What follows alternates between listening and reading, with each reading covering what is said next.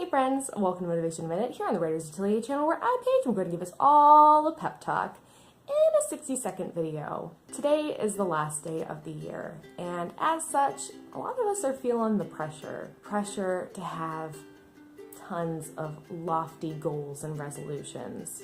Pressure to wake up tomorrow and suddenly feel like we know what we're doing. When the truth is, you can't change overnight. Change and progress takes lots of time. Just like if one of your goals, like mine, is to learn how to play the ukulele. I'm not gonna wake up tomorrow knowing how to play my favorite songs.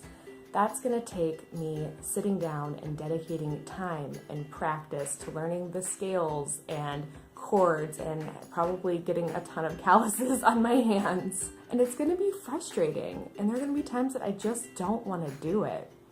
And that is the exact same for writing a book. We have to sit down, we have to dedicate the time, and it won't happen overnight, but it will happen with practice and dedication. We can't change overnight, but a lot can happen in 365 days.